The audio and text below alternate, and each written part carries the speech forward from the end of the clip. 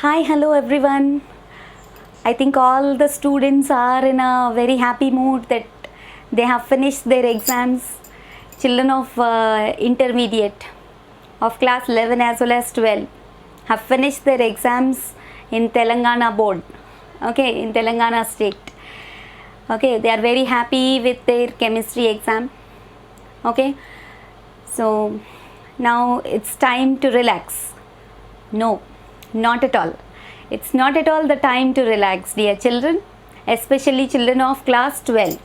Okay, now your actual time has been started. Do you know for what? Yes, now it's time for you to focus onto your competitive exams. So what are the different competitive exams which you are going to write? You will be having so many competitive exams are there ahead. Like EAMCET, you have to prepare for EAMCET, you have to prepare for IIT, JEE mains, okay, and also BITSAT, and all Olympiad exams are there, okay. So you have to focus more now, isn't it? This is not at all the time to relax, dear children, especially children of class 12, children of class intermediate second year, okay. So you have to focus. It's time to focus only, not the time to relax at all. Okay, so I am here for you to help you to work for your preparation, to do your best preparation for EAMCET as well as for your other competitive exams like JEE mains and even in the advanced level also. Okay, but I can promise you only if you are going to share my videos to the maximum extent and make all your friends to subscribe to my channel. Okay, I can only promise you this thing only if you can able to give me more number of subscribers in a very less time.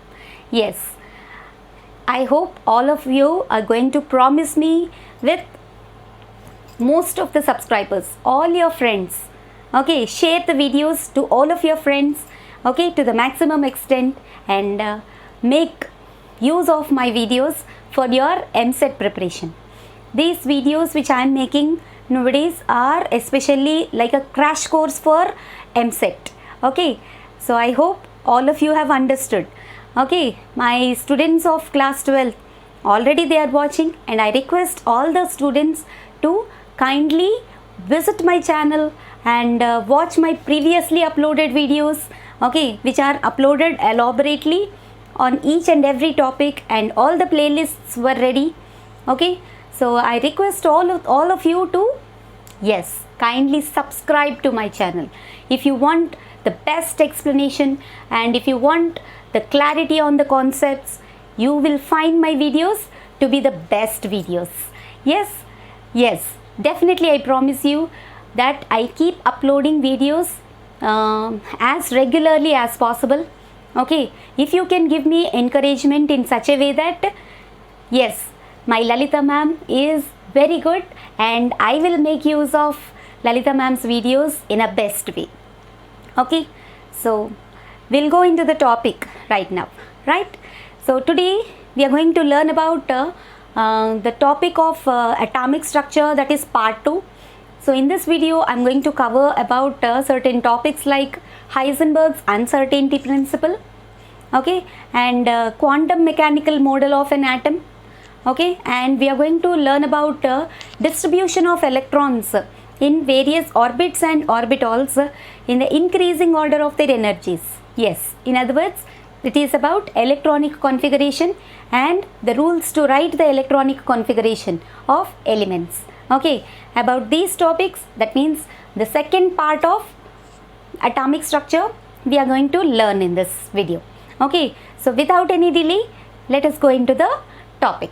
Okay, so today the topic is what? Structure of atom part 2. Structure of atom part 2. Okay, so in this, topics to be covered are what? First one, we will be learning about Heisenberg's uncertainty principle. Heisenberg's uncertainty principle. Okay, Heisenberg's uncertainty principle. I'll explain you like a brief explanation will be there, okay, regarding the topic, okay, and we will be learning about quantum mechanical models of an atom, okay, now quantum mechanical model, and finally we are going to learn about what? We are going to learn about electronic configuration of elements and rules to write the electronic configuration. So these are the topics which we are going to discuss in this video. Okay, request all the students to kindly make a note of what all the topics that are being explained by your teachers, okay, and how much ever you keep writing and understanding the concept, the best will be your presentation in your competitive exams. Okay, there are many tricks and tips teachers will be teaching you to attempt one answer. So you have to write the notes, okay, make a copy of what all your teacher says and keep practicing regularly, okay, then only you can see your merit in the results in the competitive exams. Okay, so let us go into the topic for today. What is that? First we will be learning about what? Heisenberg's uncertainty principle. In the name itself it is there. Okay, what does Heisenberg told? Okay, he said that it is very difficult to predict the position and momentum of an electron. Exact position and momentum of an electron cannot be determined, because if you are projecting high intensity electromagnetic radiations, okay, then electron will never be in that position. It keeps changing its position. So it is very difficult to exactly predict what is the exact position and what will be the momentum of the electron present inside a atom. Okay, so that is what is the principle, Heisenberg's uncertainty principle. Okay, so just I am writing for you the statement. It is very difficult. It is very difficult to predict the exact position and location. Predict the exact position. Okay, now to predict the exact position and location of an electron. Location of an electron. Position and location, of course, both are same. We write momentum of an electron. Exact position and momentum of an electron. Okay. So he gave a probability equation for this. If delta x represents the change in position of an atom and delta p represents the change in momentum of an atom, delta x into delta p is always greater than or equal to h by 4 pi. This is what the uncertainty equation of Heisenberg's uncertainty principle. Okay, here delta x stands for what? Change in what? Change in position of an atom. And p delta or delta p stands for what? Change in momentum. P stands for what? Change in momentum. Okay, so it is very difficult to exactly predict the exact location and position of an electron. It is very difficult for us to determine. Okay, that means it is in controversy with what? Bohr's atomic model. Okay, so that's why he gave a inequality, uncertainty equation. Okay, so based on this you will be getting small numericals also. Okay, you have to remember. So this is what Heisenberg's uncertainty principle tells you about. Next we'll move on to quantum mechanical model. Let us keep the side heading. What is that? Quantum mechanical model. Quantum mechanical model of an atom. Okay, what is this quantum mechanical model of an atom? Okay, now what is quantum mechanical model of an atom? So on the basis of dual nature of electron, we have already learnt about the dual nature of electron. If you can able to visit my channel, you can see the playlist from the topic of atomic structure. You can identify certain videos in that playlist. Okay, you can have a complete idea about the topic, right?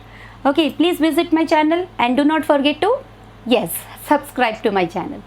right? Quantum mechanical model. So on the basis of dual nature of electron and what we call Bohr's atomic model, okay, and based on Heisenberg's uncertainty principle, as he was telling, it is very difficult to find the exact location of an electron.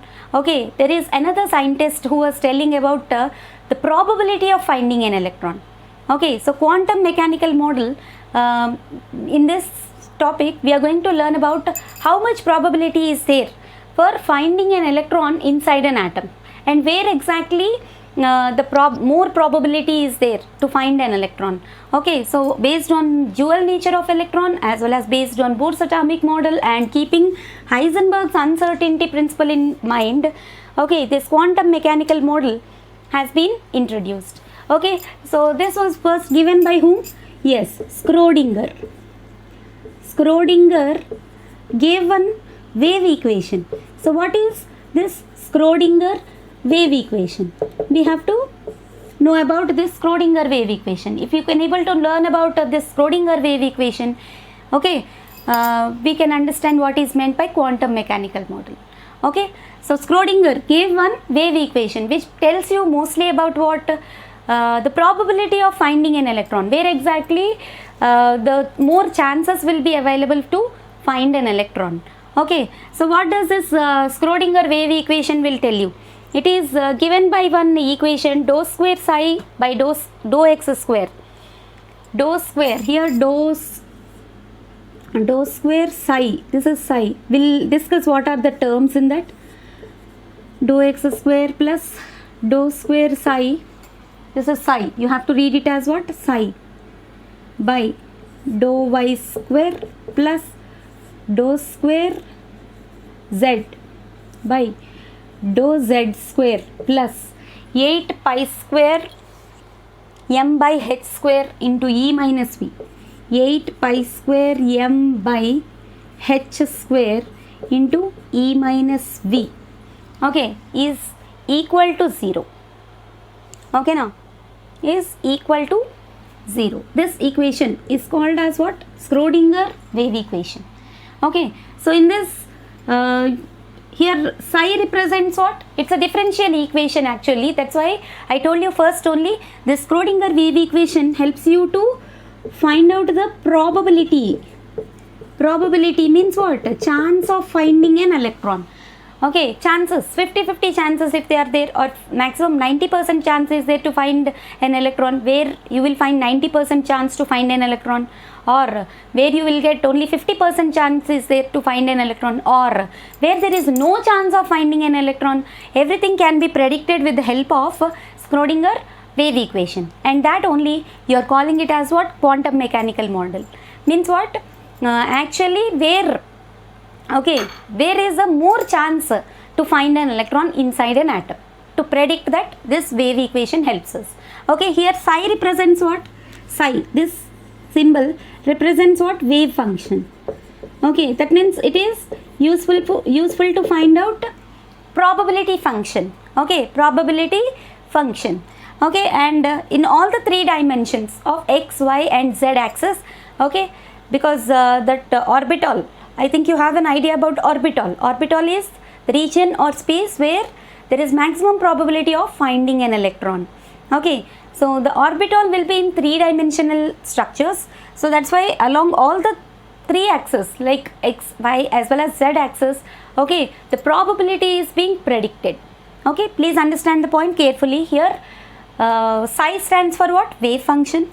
Okay, and x, y, z along all the three directions probability we are predicting for the probability. Okay, and here m stands for what? Yes, mass of the electron, and h is what? Planck's constant. Okay, and E and V, what are the E and V? E is the total energy, whereas V is the energy of the electron. Please understand carefully. Okay, okay, he is total energy, that means Ke and P. E is total energy and V stands for energy of the electron only. Energy of the electron. Okay, pi stands for it's a number, you know. M is for mass of the electron and H is for Planck's constant. So what does the Schrodinger wave equation is going to predict for us? Means it is going to predict where exactly the probability is there to find an electron inside the atom. Okay, so let us learn about the different features of this Schrodinger wave equation and what is the speciality of this Schrodinger wave equation. Let us understand about it. Okay, so an atomic orbital is a product of two factors here. He is telling about what? Probability. Okay, so that means he is telling about what? Atomic orbital. An atomic orbital is a product of two factors. Remember, an atomic orbital is a product of what? Two factors. What are the two factors? Product of two factors. So what are the two factors which you have to keep in your mind to predict the possibility of finding an electron? First part is called as radial part. Okay, radial part. First part is called as what? Radial part, which is called as R. And second part is called as angular part, which is denoted by, here radial part can be denoted even by capital R, and angular part is denoted by theta. Okay, that means if you have to find out the exact probability of finding an electron, you have to consider two factors for an atomic orbital. An atomic orbital is a product of two factors. One is called as radial part and another is called as angular part. Okay, so if you are going to learn about these two, then you will be understanding about this wave function psi. What is the use of this equation? You will be understanding. Okay, there is nothing much to remember, of course, and most of the questions will be asked mostly about the values, the parameters which are there in this Schrodinger equation. That's it. Okay, not much about that. Okay, so here radial part depends on the distance and tells us about the size of the atom. Okay, radial part depends on the distance. And tells you about what? And tells you about size of the atom. Okay, size, total size of the atom. Okay, now total size of the atom. Whereas angular part, what does this angular part tells you about? Depends on the angle variable theta and phi. It gives about shape of orbital. Okay, angular part depends on theta, depends on angle theta, and it gives you information about what? Shape of the orbital. Okay, shape of the orbital. Okay, totally what does the Schrodinger wave equation tells you about? That you have to remember. It tells you about the probability of finding an electron. That means it is going to tell you about atomic orbitals only. Okay, atomic orbital means what? It is the region or space where there is maximum probability of finding an electron. Okay, so it tells you about what? Prediction of atomic orbitals, or where there is more chance to find an electron or where there is zero chance to find an electron. Okay, so based on these two, we are going to understand that, and this can be understood with the help of what? Radial probability curves. Okay, that means radial probability curves are being drawn to predict where exactly an orbital can be found. Okay, now, or an electron can be found inside an orbital, where exactly an electron can be found. You can predict that. Okay, so radial probability curves. Radial probability curves. What does these curves tells us about? Okay, so what does these radial probability curves tells us about? Okay, if you can able to understand that, then you can able to understand what we call the quantum mechanical model of electron and important features regarding that. Okay, so radial probability curves or radial distribution curves. What are those? Yes, radial probability curves or radial distribution curves. What are the features? Features of these curves. Okay, means graphs were drawn to predict the position of an orbital. Okay, you just can predict, but you cannot say that it is only the exact position, because atom itself is smallest, and inside the atom we are having lot much empty space is also there, and nucleus is also there. Okay, so what does that radial probability curves will give information about? You have to learn about that. So features. So they give information that the first point which everybody knows is the probability of finding an electron inside the nucleus is totally zero. This is the first point which you have to remember. The probability of finding an electron. The probability of finding an electron. Okay, now finding an electron inside the nucleus is totally zero. Okay, now it is zero. That means inside the nucleus you cannot find any single electron also, because nucleus is fixed with what? Yes, neutrons and protons. Okay, so inside the nucleus you will not find any electron. So probability of finding an electron inside the nucleus is equal to what? Zero. That is the first feature of what we call radial probability curves. Okay, and next, as the distance from the nucleus increases, the probability of finding an electron also increases. Second point is what? As the distance from the nucleus increases, as the distance from the nucleus increases, okay, the probability of finding an electron also increases. Okay, now the probability of finding an electron also increases. And as you know, all of you have already aware of writing electronic configuration. Okay, so first orbit to second orbit, number of electrons present are more. In first orbit only 2 electrons are present, in second 8 are present, in third 18 are present. So more number of electrons keeps increasing as you go away from the nucleus, isn't it? So as the distance from the nucleus increases, the probability of finding an electron also increases. Okay, this is the second feature of what? Radial probability curves. Okay, so you are learning them in a short. Okay, that's why I am giving all these points to you on the board, right? And next, third point is what?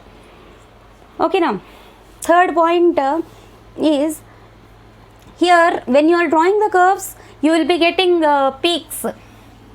Okay, so suppose if a curve is like this, drawn between what? Probability function d or psi is taken on y-axis and radial distance r is taken on x-axis. Okay, radial distance r is taken on x-axis.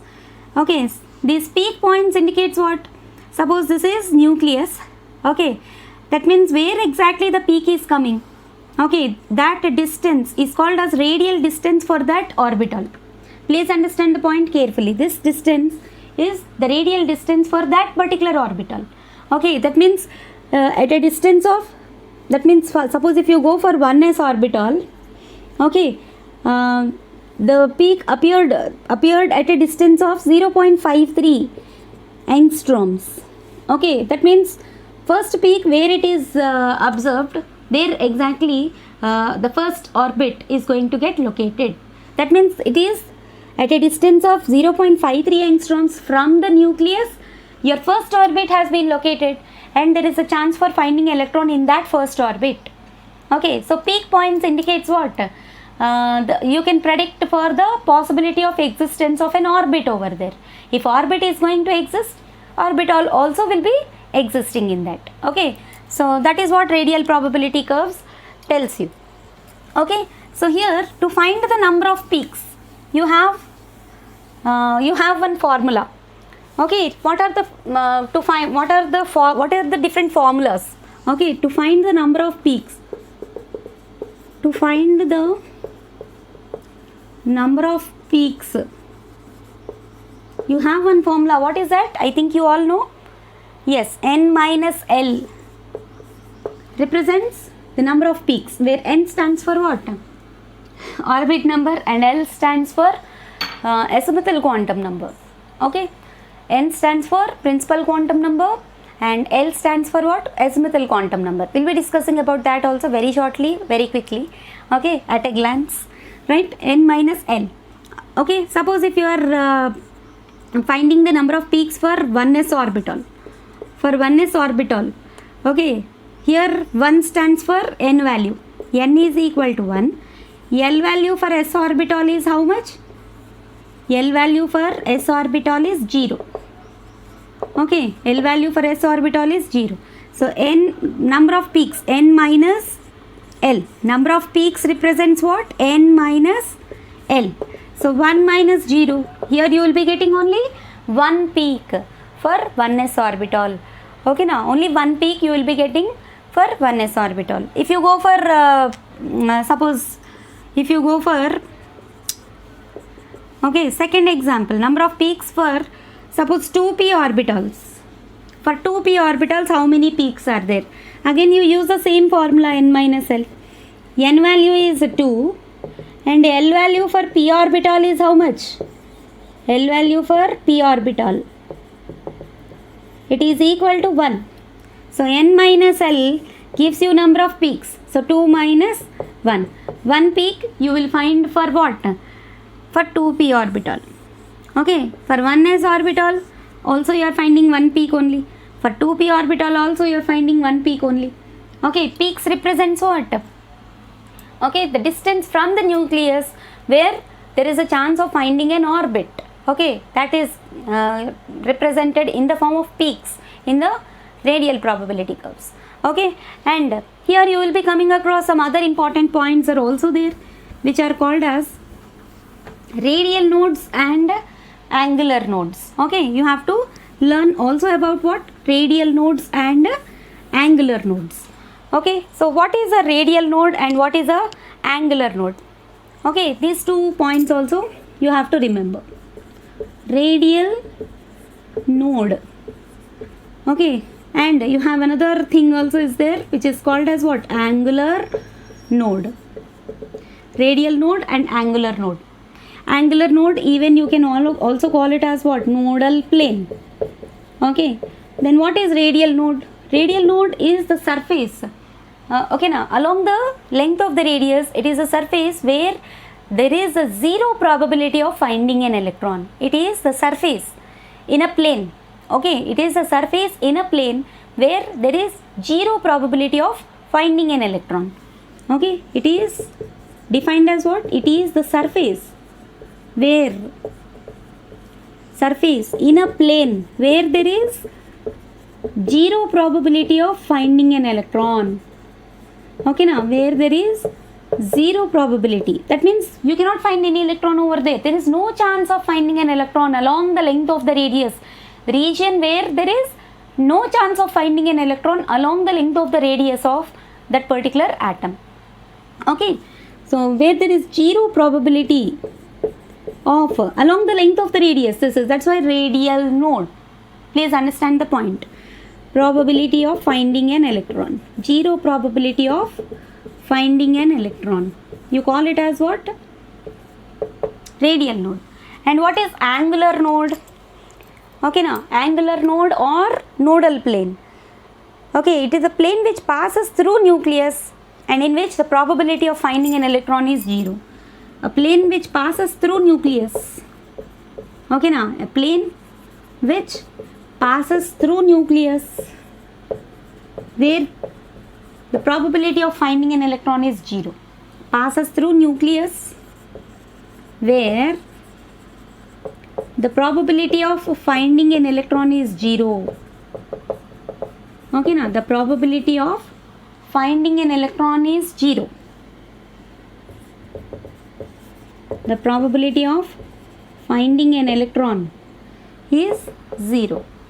Okay, so these 2 points also you have to remember. Request all of you to make a note of all these points. So radial nodes are given by the formula N minus L minus 1. Okay, now number of radial nodes is given by the formula n minus L minus 1. Please remember this. This is very important for your EAMCET point of view. Okay, how many radial nodes are there for 3p orbital or for 4f orbital? Like that you will be getting questions. Okay, so n minus L minus 1. N represent principal quantum number and L represents azimuthal quantum number.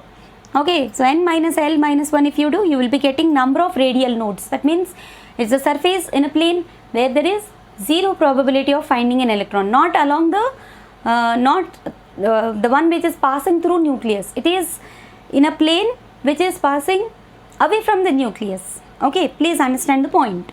Okay, and there is no chance of finding an electron. Such surface, you call it as what? Radial node. Okay, so it is given by the formula n minus L minus 1, and angular node or nodal plane, it is given by the formula n itself, L itself. Angular node is equal to L only. Angular node is equal to L value only. L value means azimuthal quantum number value. We know that L values are what? For SPDF orbitals, they are 0, 1, 2, 3 respectively. Okay now. So L values are 0, 1, 2, 3 respectively. Okay, please note down all these points. Okay, so you'll be getting questions like this. Okay, number of peaks, n minus L. Number of radial nodes. Suppose find the number of radial nodes. Number of radial nodes and angular nodes. Radial nodes and angular nodes for A, 3p orbital. It is a question for 3p orbital, and B for 4s orbital. Like this, a question if it is given. So A for 3p orbital. For 3p orbital, radial nodes are how many? For 3p orbital, what is the formula for radial nodes? N minus L minus 1. Okay now, for 3p orbital, radial nodes is given by the formula n minus L minus 1. So n value for 3p, 3 only. For p orbital, L value is 1, and here minus 1 is also there. So that is equal to 3 minus 2, which is equal to 1. So you will find one radial node for 3p orbital. Similarly, angular nodes is L value itself. Okay now, angular node. For angular nodes, what is the formula? L value itself. For p orbital, what is the L value? 1 only. Okay now, for p orbital, L value is 1 only. Okay, for nodal planes or angular nodes, both are same. For radial nodes, n minus L minus 1. Okay, so this is the way in which we will be getting certain small questions for EAMCET point of view. Okay, now for 4s, you can even calculate for 4s. For 4s orbital, number of radial nodes are how many? Radial nodes are n minus L minus 1. Okay, that is equal to what? 4 minus 0 minus 1, which is 3 radial nodes. Okay now, angular nodes, L value itself. Angular node or nodal plane means L value itself. So for s orbital, L value is 0. L value is 0. So angular node is 0 for 4s orbital. Okay, so you will be getting questions like this based on radial probability curves, and this all whole topic comes under what? Quantum mechanical model. Okay, so this is all about quantum mechanical model. Okay, so let us once recall what are the different quantum numbers which we have. We have 4 types of quantum numbers. You all are aware of that. I am going a little bit faster. Quantum numbers. What are the different quantum numbers? We have 4 types of quantum numbers: n, L, ml and ms. Okay, n stands for principal quantum number, L for azimuthal, ml is for magnetic, and ms is for spin quantum number, right? So n tells you about size and energy of the orbit. It gives information only about the orbits. Okay, Niels Bohr introduced principal quantum number. You all know size and energy. It gives information about size and energy of the orbit. Niels Bohr introduced the principal quantum number. Okay, and it tells only about orbits, and number of electrons that can be placed in each and every orbit is given by the formula 2n square. Okay, where n is the orbit number. So accordingly, in the first orbit you can place only 2 electrons, second orbit contains 8, third contains 18, fourth contains 32, like that. According to the formula 2n square, you can calculate the number of electrons present in each orbit. Already these all topics I already uploaded. Please check and visit my channel, and you can use the what we call playlists which are already available in my channel. Okay, and before you go to my channel, don't forget to subscribe to my channel. I keep on telling, please keep subscribing, keep sharing my videos to most of your friends for the best concepts of IIT JEE and even for NEET students also. Okay, right. Now L stands for what? Azimuthal quantum number gives information about shapes of orbitals. Okay, now shapes of orbitals, you all are aware of that. S orbital is spherical, P is dumbbell, D is double dumbbell, and F is complex, right? So next it is L is given by Arnold Sommerfeld. Okay, and ML stands for what? ML stands for magnetic quantum number. It gives information about spatial orientation of atomic orbitals. Spatial orientation of orbitals. Okay, you have S orbital is one type, P orbital, three types are there, Px, Py, Pz. Okay, 3 orientations are possible for P orbital, 5 orientations are possible for D orbital. What are those? dxy, dyz, dzx, dx square, y square, dz square. Okay, so it gives information about what? Spatial orientations. Okay, in presence of magnetic field, how the splitting of spectral lines are going to happen. Okay, that means he was telling you about what? Zeeman and Stark effects, right? So ML, spatial orientation of atomic orbitals. Okay, it is denoted by the letter M, and M is equals to 2L plus 1. Number of orbitals for each orbit are given by the formula what? M is equals to 2L plus 1. Please remember, M is equal to what? 2L plus 1. Here L is equals to N minus 1. Okay, now number of orientations that are possible is given by the formula what? 2L plus 1. Please remember, number of orientations is given by the formula 2L plus 1.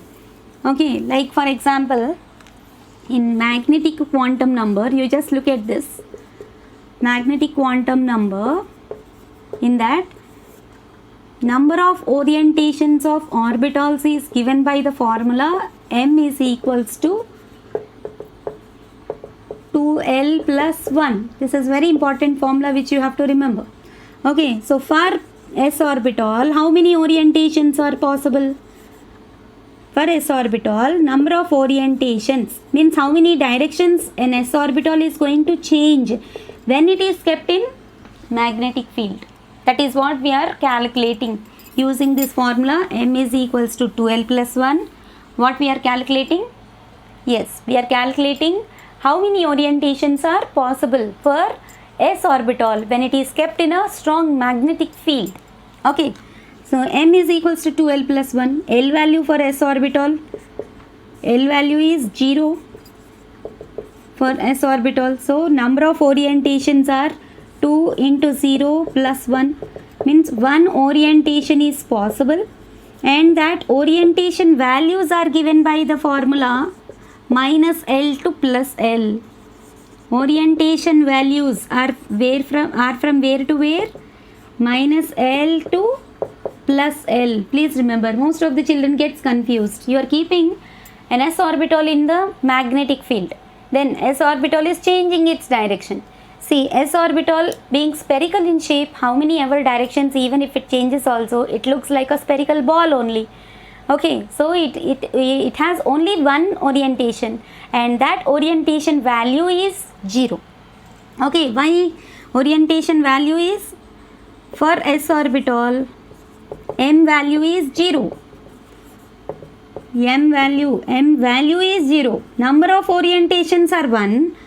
That orientation value is 0. Why it is 0? Because it is spherical in shape. A ball, if you turn like this or upside down or left to right, right to left, whatever you change the direction, okay, it looks like a ball only. Okay, isn't it or not? You don't have any specific direction change can be noticed there. You don't notice any specific change in the direction. Okay, so M value is 0. Okay, same like that if you go for p orbital, number of orientations for p orbital are how many? M is equals to 2l plus 1 for p orbital. Okay, now for p orbital, number of M values means number of orientations. Please remember, number of orientations are 2l plus 1 and L value for p orbital is 1. L value for p orbital is how much? 1. So, number of orientations possible are how many? 2 into 1 plus 1 means 2 plus 1. 3 orientations are possible. That's why p orbital is existing in 3 directions, px, py and pz. 3 orientations are possible. And that orientation values are what? Minus L to plus L. That means minus 1, 0, plus 1. 3 orientations are possible and that orientation values are minus 1, 0, plus 1. Okay, px, py, pz. You have 3 orientations are there for p orbital. It means what? When p orbital is kept under a strong magnetic field, okay, it will have 3 different orientations and that 3 orientation values are what? Minus L to plus L. Okay, that means what? Minus 1, 0 and plus 1. 3 boxes. You are going to represent p orbital in 3 boxes. Isn't it? 3 boxes together you will draw to represent a p orbital. Similarly, d orbital will have 5 orientations. You have 5 types of d orbitals and to represent d orbital you will draw 5 boxes. Isn't it? So like that, M stands for what? Spatial orientation of atomic orbitals. Okay, and S stands for spin quantum number. And spin quantum number in any atomic orbital, if 2 electrons are present, then they will be present with anti-parallel spins. Okay, to overcome the repulsions, please understand the point carefully. To overcome the repulsions, any 2 electrons which are present in an orbital will have anti-parallel spins. That's why in this spin quantum number introduced by whom? Uhlenbeck and Gaudsmith. Okay, so in any orbital if 2 electrons are represented, you are going to represent one with upward arrow and another with downward arrow, which indicates what? Both the electrons which are residing in an orbital will have what? Anti-parallel spins. Okay, and the first one you will be representing it with plus half and the second one you will be representing it with minus half. Okay now, so that is being explained in spin quantum number. Okay, so this is all about quantum numbers. Now let us finally move on to electronic configuration of elements. You all have already learned about this topic from your class 9 onwards. Okay, I think most of us will be very happily attempting the concept of, electronic configuration of elements, right? So, electronic configuration means arrangement of electrons in various shells and subshells in the increasing order of their energies is called as electronic configuration. Okay, so for this you have to follow this order. One is Molar diagram has to be followed to fill up the atomic orbitals. Okay, now Molar diagram, just recall.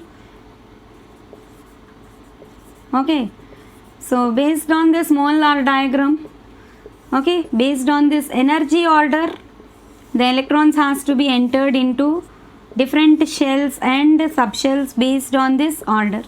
Okay, in the increasing order of energies, 1s less than 2s, 2p, 3s, 3p, 4s, 3d, 4p, and so on. You have to follow this order, and this you call it as what? Molar diagram. Okay, now this is called as what? Molar diagram, right? So this order you are following. Okay, you have certain rules to write the electronic configuration of certain elements. We have 3 rules mainly. What are those? 3 rules are there. Rules to write electronic configuration of elements, EC of elements. So what are the rules? First one is what? Off-bow principle. Off-bow principle. And the second one is Hund's rule. And third one is what? Third one is Pauli's exclusion principle. Pauli's exclusion principle. Okay, you have these 3 different rules to write the electronic configuration of elements. Okay. So what are the 3 rule states? Okay, let us learn about these 3 rules. Okay. Yes, what does this off-bow principle tells us about? Off-bow principle tells us that electron always enters into orbital of lowest energy first. You have 2 different parts to predict the off-bow principle. I am filling ink in my marker to make it to write a little darker. Always this is only the problem with teachers. Either the cap falls down or the ink is going to get finished, isn't it? Such kind of disturbances, okay, interrupts the class like this. Okay, whatever it may be, let us move on to the topic. What is that? Off-bow principle. So this is only off-bow principle follows. 1s less than 2s less than 2p less than 3s. What does it mean? Off-bow principle statement is what? Off-bow, the word building up. The word off-bow stands for what? Building up. Means increasing order.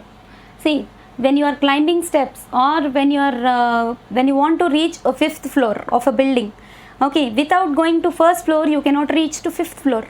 Is it possible? Even if you go in a lift, then also it is not possible, isn't it or not?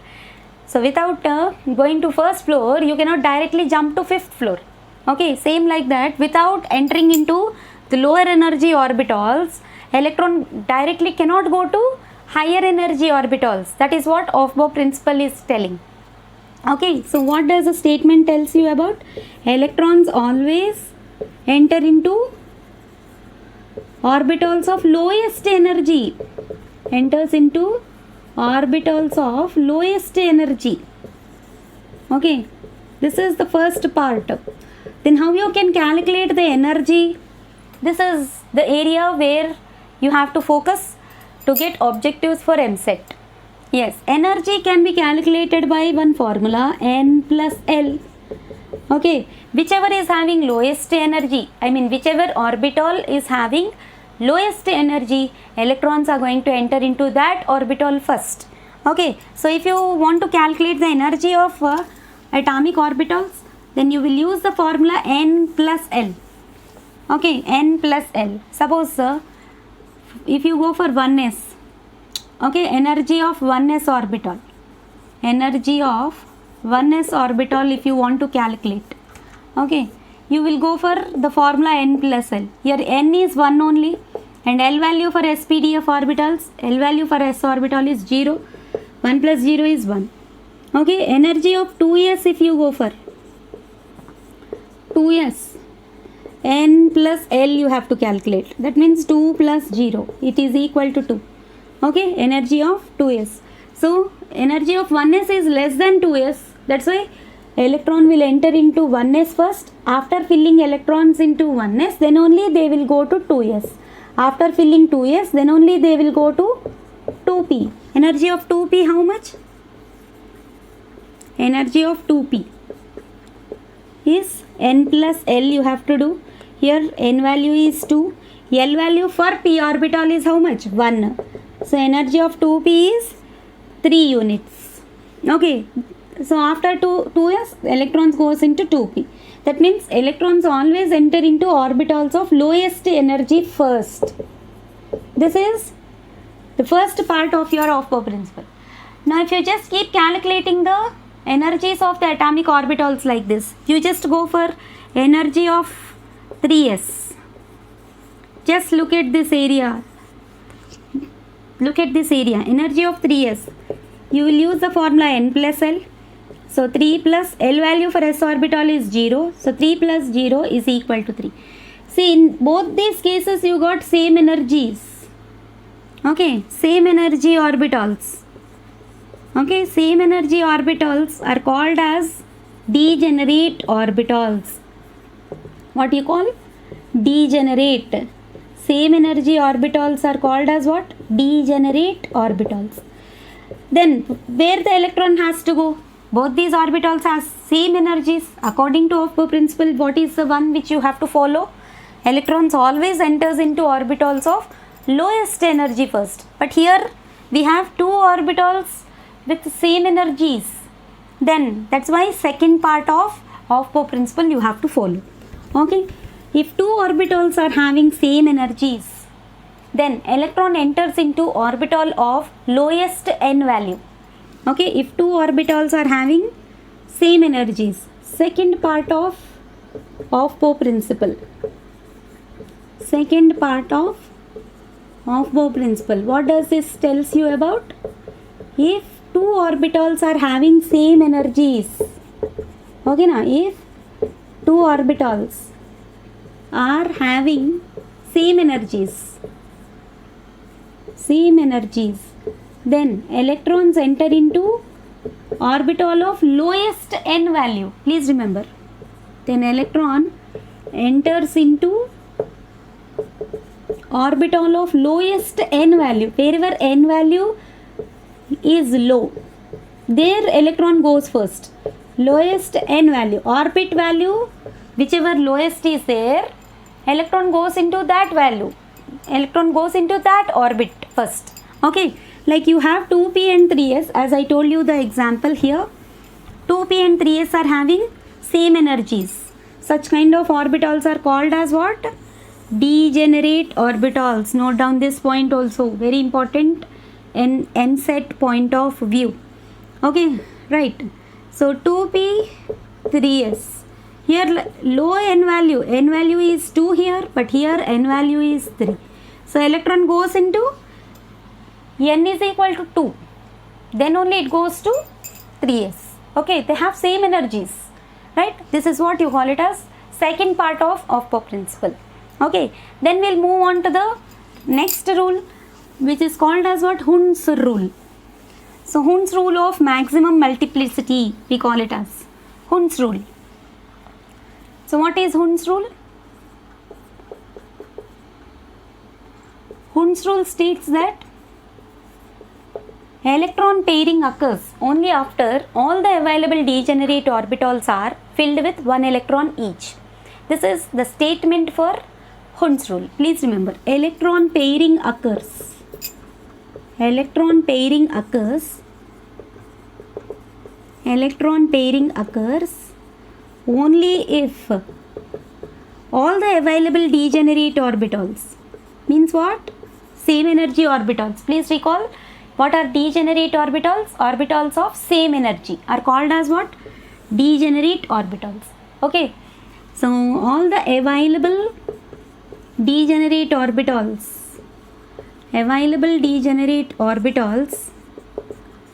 are filled with one electron each. All the available degenerate orbitals are filled with one electron each. Okay, that means what? Electron pairing. You are speaking about what? Pairing, electron pairing. See, suppose if you are filling up electrons in p orbital, like if you take the example of oxygen. Oxygen is having atomic number 8, 1s2, 2s2, 2p4. So when you are representing this in box method, okay, 1s2, 2 electrons with 2 half arrows in opposite directions you are representing s orbital with one box only, 2s2, but 2p orbitals, these are degenerate. 2p orbitals you have to represent with 3 boxes. Now in 2p you have how many electrons? 4 electrons are there. So I want to fill the 4 electrons like this. Okay, this violates the Hund's rule. Okay, what did you do here? Without filling all the boxes with 1 electron, you entered all the 2 electrons in the first 2 boxes only. You left the third box totally empty. This is wrong. Okay, now you left the third box totally empty. Okay, this is wrong way of filling. Electron pairing occurs only after all the available degenerate orbitals are filled with 1 electron each. That means each box has to be filled with 1 electron. Then only pairing should occur. It is like sitting in a window seat in a bus, isn't it? If you are boarding a bus, you will check for a window seat first. Okay, if you are not finding the window seat, then you will go and sit along with the other person, isn't it or not? So pairing will occur only after all are filled with 1 electron. Okay, so that is what Hund's rule tells you. So this is wrong way of filling. What is the correct way of filling for oxygen? For oxygen atomic number is 8, 1s2, 2s2, 2p4. Okay, so this is correct only. 1s is filled with 2 electrons, okay.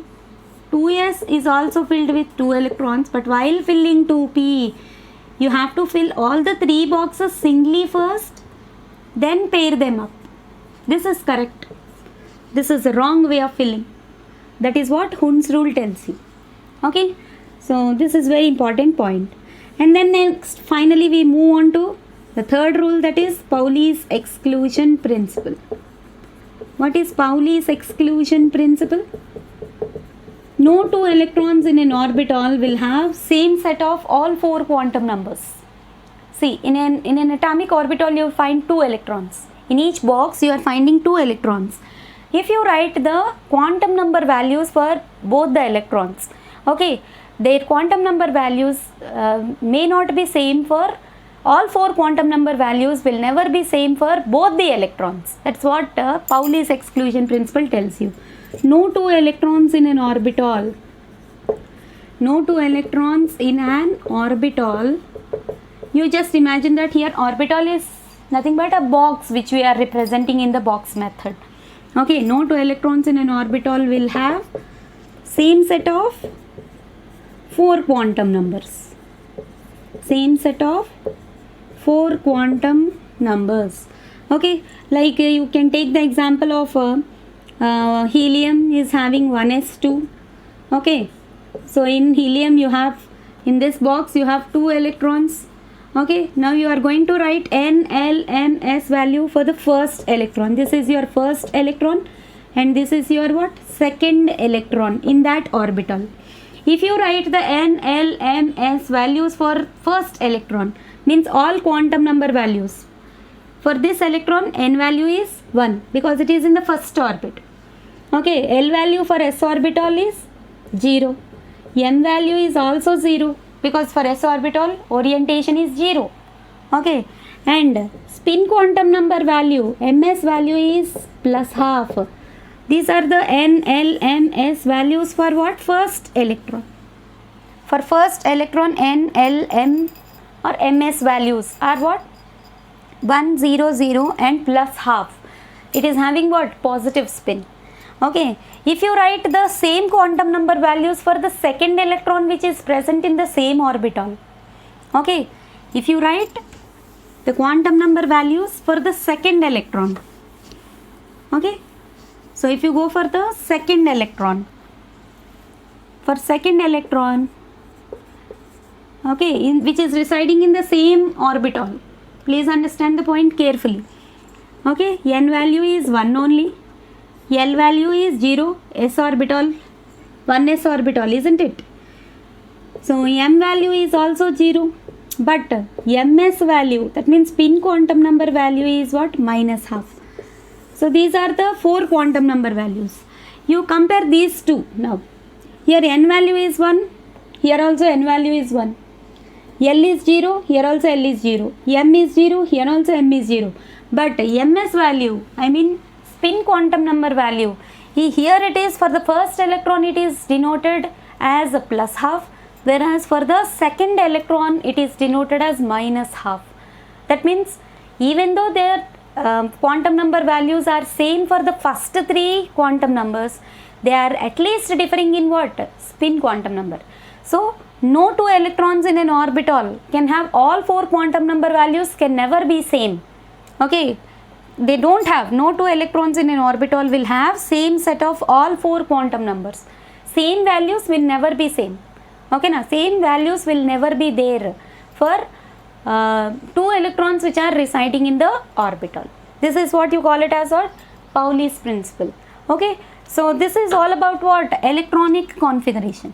And you have significance of this electronic configuration, significance of half filled and completely filled orbitals. Okay, now significance of half filled and completely filled orbitals. This is also finally a small topic is there in atomic structure. What is the significance of these half filled and completely filled orbitals? Okay, in other words, you have to go for anomalous configuration of copper and chromium. Okay, anomalous configuration. You have to understand it as what? Anomalous configuration. If you go for copper, copper is having atomic number 29, Cu, copper is 29. Its electronic configuration can be written as what? 1s2, 2s2, 2p6, 3s2, 3p6, 4s2, 3d9. Okay, like this we generally write the configuration. But if you observe the last orbit configuration, instead of writing like 4s2, 3d9, you will write like 4s1, 3d10. Okay, this is wrong way of writing the electronic configuration for copper. For copper, the correct way is what? 4s1, 3d10. Here what I did is one electron has been shifted from 4s to 3d. Okay, to have a better exchange energy, you will use the word exchange energy. See, here electron is being shifted from 4s orbital to 3d orbital. So by shifting, what you are observing here, 4s is having only one electron, whereas 3d will have 10 electrons. D orbital capacity is also 10 electrons. That means s orbital is half filled and d orbital is what? Completely filled. So half filled and completely filled orbitals are highly stable. Okay, they acquire stability. Okay, because of more exchange energy, because of shifting of this electron, exchange of energy will be there. Okay, more exchange energy will be there. So accordingly, what we call that particular atom, by shifting of electron, they acquire half filled and completely filled configuration, and accordingly it has acquired stability also. Okay, so even for chromium also, generally we will be asked, students will be asked to learn up to 30 elements atomic numbers. So mostly we will be dealing with copper and chromium only. So even for chromium also, 1s2, 2s2, 2p6, 3s2, 3p6, 4s2, 3d4. Instead of writing like this, we shift one electron from 4s to 3d. Okay, so that 4s will have one electron, which is considered to be half filled in that s orbital, whereas 3d also will have 5 electrons, which is also considered to be what? Which is also considered to be half filled. Okay, so by doing like this, because of this exchange or because of this shifting of electrons from 4s to 3d, okay, there will be more exchange energy will be there, and that gives stability for that element. Okay, so this is the significance of what? Half filled and completely filled orbitals, and you call this as what? Anomalous electronic configuration.